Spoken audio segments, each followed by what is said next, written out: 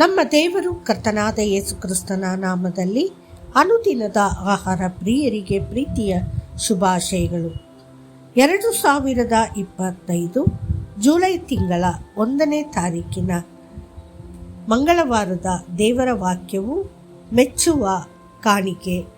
ಯೆಹೋವನು ಹೇಬೆಲನನ್ನು ಅವನ ಕಾಣಿಕೆಯನ್ನು ಮೆಚ್ಚಿದನು, ಆದರೆ ಕಾಯಿನನ್ನು ಅವನ ಕಾಣಿಕೆಯನ್ನು ಮೆಚ್ಚಲಿಲ್ಲ. ಆದಿಕಾಂಡ 4:4 ಮತ್ತು 5. ಸತ್ಯ ಆರಾಧನೆಯ ಉತ್ತುಂಗವನ್ನು ತಲುಪುವುದನ್ನು ತಡೆಯುವ ಹಲವು ಅಡೆತಡೆಗಳು ಮತ್ತು ಅದನ್ನು ಮರೆಮಾಚುವ ಕೆಲವು ಗುಪ್ತ ಸಮಸ್ಯೆಗಳು ಇವೆ. ಕರ್ತನು ಕಾಯಿನ ಮತ್ತು ಅವನ ಕಾಣಿಕೆಯನ್ನು ಸ್ವೀಕರಿಸದಂತೆಯೇ ಆತನು ಕೆಲವೊಮ್ಮೆ ನಮ್ಮ ಹೃದಯದ ಸ್ಥಿತಿಯನ್ನು ಅವಲಂಬಿಸಿ ನಮ್ಮ ಸ್ತುತಿ, ಕೃತಜ್ಞತೆ ಅಥವಾ ಕಾಣಿಕೆಯನ್ನು ಸ್ವೀಕರಿಸುವುದನ್ನು ತಡೆಹಿಡಿಯಬಹುದು. ನಾವು ಕರ್ತನಿಗೆ ಆರಾಧನೆಯನ್ನು ಅರ್ಪಿಸುವಾಗ ಅದು ನಿಜವಾದ ಪ್ರೀತಿ ಮತ್ತು ವಾತ್ಸಲ್ಯದಿಂದ ಹರಿಯಬೇಕು, ಬಾಧ್ಯತೆಯಿಂದಲ್ಲ. ಅನೇಕ ಕ್ರೈಸ್ತ ಕುಟುಂಬಗಳು ಭಾನುವಾರ ಚರ್ಚ್ಗೆ ಹಾಜರಾತಿಯನ್ನು ಕರ್ತವ್ಯವೆಂದು ನೋಡುತ್ತಾರೆ. ಅವರು ಆ ಕರ್ತವ್ಯವನ್ನು ಪೂರೈಸಲು ಚರ್ಚ್ಗೆ ಹೋಗುತ್ತಾರೆ ಮತ್ತು ಬದಲಾಗದೆ ಮನೆಗೆ ಮರಳುತ್ತಾರೆ. ಅಂತಹ ಜನರು ದೇವರ ಚಿತ್ತವನ್ನು ಅರ್ಥ ಮಾಡಿಕೊಳ್ಳಲು ಪ್ರಯತ್ನಿಸುವುದಿಲ್ಲ ಅಥವಾ ಆತನನ್ನು ಮೆಚ್ಚಿಸಲು ಶ್ರಮಿಸುವುದಿಲ್ಲ. ಅಂತಹ ಆರಾಧಕರ ಬಗ್ಗೆ ಯೇಸು ಹೀಗೆ ಹೇಳಿದನು, ಕಪಟಿಗಳೇ, ಯೆಶಾಯನು ನಿಮ್ಮ ಬಗ್ಗೆ ಚೆನ್ನಾಗಿ ಪ್ರವಾದಿಸಿದ್ದಾನೆ. ಈ ಜನರು ತಮ್ಮ ಬಾಯಿಂದ ನನ್ನ ಹತ್ತಿರ ಬರುತ್ತಾರೆ ಮತ್ತು ತಮ್ಮ ತುಟಿಗಳಿಂದ ನನ್ನನ್ನು ಗೌರವಿಸುತ್ತಾರೆ, ಆದರೆ ಅವರ ಹೃದಯವು ನನ್ನಿಂದ ದೂರವಾಗಿದೆ.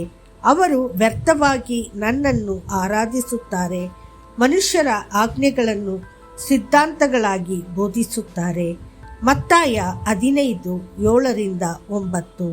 ಆರಾಧನೆಗೆ ಇರುವ ದೊಡ್ಡ ಅಡಚಣೆಗಳಲ್ಲಿ ಒಂದು ಕಪಟತನ. ಕಪಟತನ ಎಂದರೇನು? ನಮ್ಮ ಹೃದಯಗಳು ದೇವರಿಂದ ದೂರವಿರುವಾಗ ನಮ್ಮ ತುಟಿಗಳಿಂದ ದೇವರನ್ನು ಸಮೀಪಿಸುವುದು. ಅದು ಮಾತುಗಳು ಮತ್ತು ಕ್ರಿಯೆಗಳ ನಡುವಿನ ಅಸಂಗತತೆಯಾಗಿದೆ.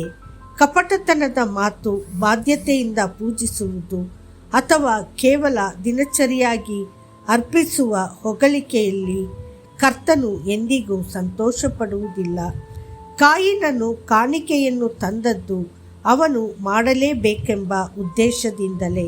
ಅವನು ತನ್ನ ಹೃದಯವನ್ನು ಪರೀಕ್ಷಿಸಲು ಅಥವಾ ಕರ್ತನಿಗೆ ನಿಜವಾಗಿಯೂ ಮೆಚ್ಚುಗೆಯಾಗುವುದನ್ನು ಹುಡುಕಲು ಸಮಯ ತೆಗೆದುಕೊಳ್ಳಲಿಲ್ಲ. ಅವನ ಕಾಣಿಕೆಯಲ್ಲಿ ರಕ್ತದ ಕೊರೆಯಿತ್ತು. ಯಜ್ಞದ ರಕ್ತ ಮಾತ್ರ ಅಪರಾಧಿ ಮನಸ್ಸಾಕ್ಷಿಯನ್ನು ಶುದ್ಧೀಕರಿಸಬಲ್ಲದು, ದೇವರೊಂದಿಗೆ ನಮ್ಮನ್ನು ಸಮನ್ವಯಗೊಳಿಸಬಲ್ಲದು ಮತ್ತು ನಮ್ಮನ್ನು ಆತನ ಹತ್ತಿರ ಸೆಳೆಯಬಲ್ಲದು. ಆದರೆ ಹೇಬೆಲನನ್ನು ನೋಡಿ, ಅವನು ದೇವರನ್ನು ಮೆಚ್ಚಿಸುವ ಯಜ್ಞವನ್ನು ಅರ್ಪಿಸಲು ಬಯಸಿದನು.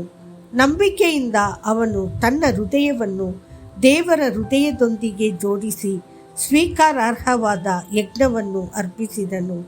ಕಲ್ವಾರಿಯಲ್ಲಿ ಕ್ರಿಸ್ತನ ತ್ಯಾಗವನ್ನು ಎದುರು ನೋಡುತ್ತಾ ಹೇಬೆಲನು ಒಂದು ಕುರಿಮರಿಯನ್ನು ಯಜ್ಞವಾಗಿ ತಂದನು. ದೇವರ ಕುರಿಮರಿ, ಕರ್ತನಾದ ಯೇಸುವಿನ ಮುನ್ಸೂಚಕ. ಆ ಅರ್ಪಣೆಯನ್ನು ಸ್ವೀಕರಿಸಲಾಯಿತು. ದೇವರ ಪ್ರಿಯ ಮಕ್ಕಳೇ, ನಿಮ್ಮ ಆರಾಧನೆಯು ಯಾವಾಗಲೂ ಕರ್ತನಿಗೆ ಮೆಚ್ಚುಗೆಯಾಗಿರಲಿ. ಮತ್ತಷ್ಟು ಹೆಚ್ಚಿನ ಧ್ಯಾನಕ್ಕಾಗಿ ಆದುದರಿಂದ ಸಹೋದರರೇ, ದೇವರ ಕರುಣೆಯಿಂದ ನಾನು ನಿಮ್ಮನ್ನು ಬೇಡಿಕೊಳ್ಳುವುದೇನೆಂದರೆ, ನೀವು ನಿಮ್ಮ ದೇಹಗಳನ್ನು ಪವಿತ್ರವೂ ದೇವರಿಗೆ ಮೆಚ್ಚುಗೆಯಾಗಿಯೂ ಆದ ಜೀವಂತ ಯಜ್ಞವಾಗಿ ಅರ್ಪಿಸಿರಿ. ಇದೇ ನಿಮ್ಮ ಯೋಗ್ಯವಾದ ಸೇವೆಯಾಗಿದೆ. ರೋಮಾಪುರದವರಿಗೆ 12:1. ಕರ್ತನು ನಿಮ್ಮನ್ನು ಆಶೀರ್ವದಿಸಲಿ. ಆಮೇನ್.